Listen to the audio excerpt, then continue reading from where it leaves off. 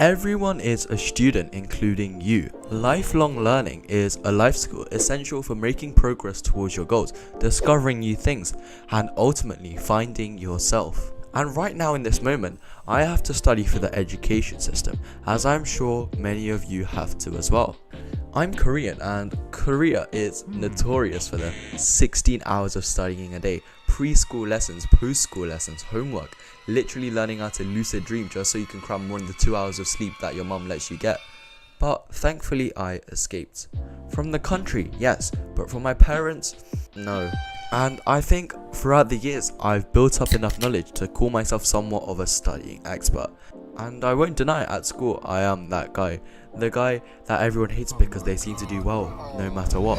The Asian who everyone calls having a no life, rice eating 20 hours a day studying, good at everything type of student.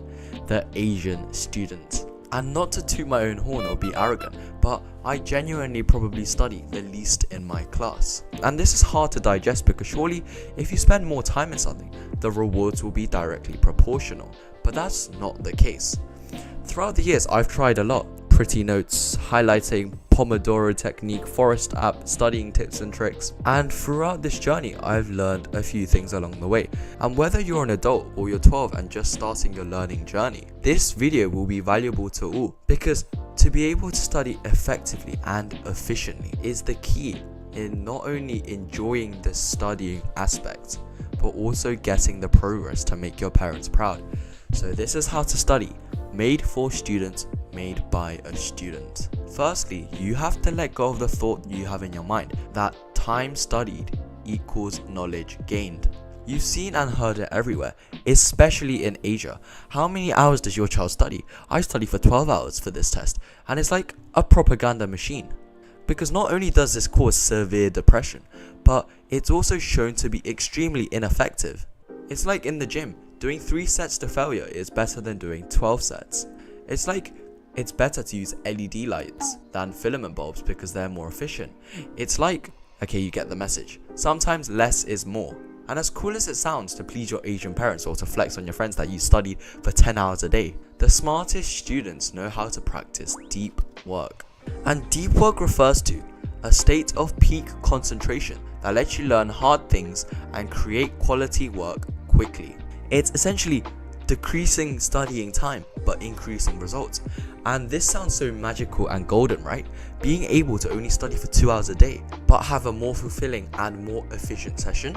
But deep work is just a concept and is very general, and there are many steps like stepping stones that you need to cross in order to fully utilize them. Okay, so the first step we have to do is to apply a principle. It's called the Pareto principle, the 80-20 rule, because we've already established that you're going to drastically cut down the amount of time you spend studying into, let's call it 2 hours a day. So if you only had 2 hours a day to study, what would you do? You wouldn't make pretty notes and highlighting them. This is the part of the 80%. Sure, these help, but considering the amount of help, ROI, investment return you get, these aren't worth doing. Instead, you're better off focusing on this 20% that will give you the 80% of the results. So you would do practical past paper questions and topic questions, because in the end, the questions are what's going to be on the test and what they're going to be asking. And making notes is good. My form of studying for the longest time was rewriting notes by hand into this notebook, so that by the end I would have rewritten the whole topic. And obviously this does work to some extent, but not only is it inefficient, it doesn't actually prepare you for the exam itself, because you just learn the content, but exam technique is half of the equation. And this inefficiency becomes blatant when you think about the fact that when you write these notes, you're writing on everything, so you're not able to target weaknesses, and you ignore the fact that you probably already know a good chunk of this, so you end up wasting time. And so that's why past papers, topic questions are so valuable, because you get to see where your gaps in the topic are, and then you consolidate those gaps with knowledge.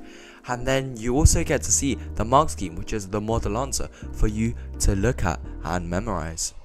And there are many sites, and I personally use PMT and save my exams. And I realized that the reason I was writing these notes is that you feel like you've done a lot, because when you copy the notes and you get 3, 4, 5 pages worth of notes, you have this tangible physical evidence that you tell yourself, damn, I've studied really hard, I've got 5 pages worth of notes. Whereas in fact, that doesn't amount to knowledge. And whereas if you do past papers or topic questions, you don't actually get a physical, tangible piece of work that you've completed, so it doesn't feel like you've actually studied.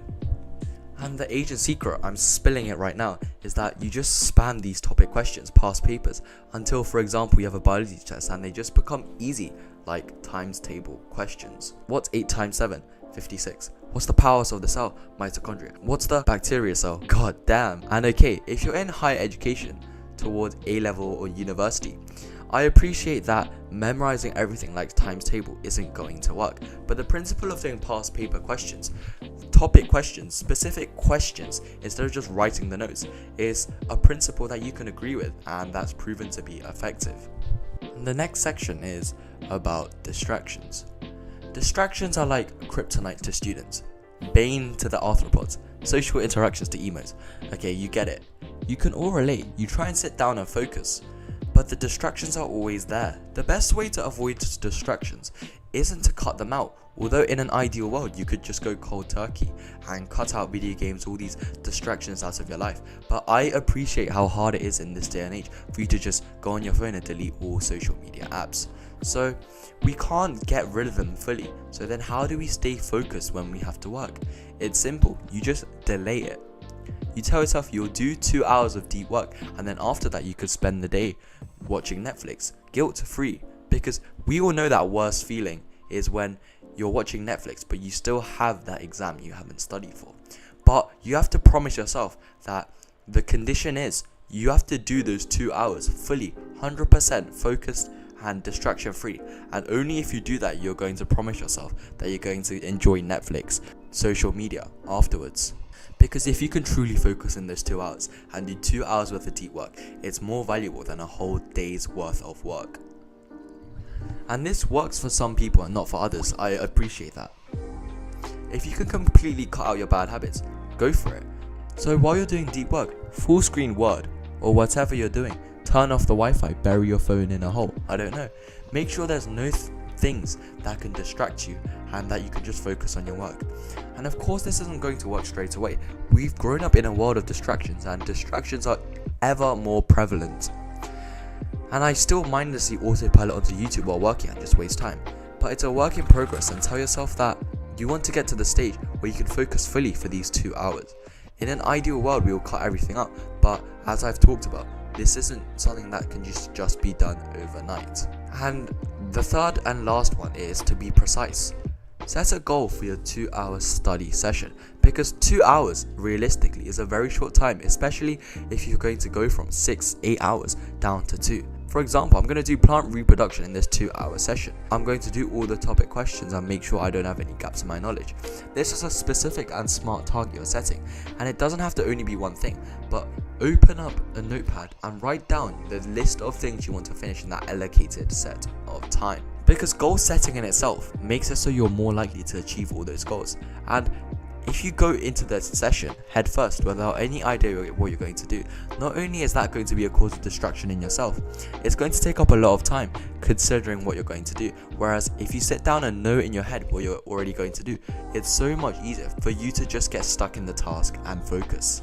And the mistake that people make is that they vaguely say, oh, I'm going to study, and they start flicking through their textbook, wasting hour after hour. You must create specific targets, and by doing this, it's like you're a guided missile and you're absolutely going to decimate a specific area and nail that topic.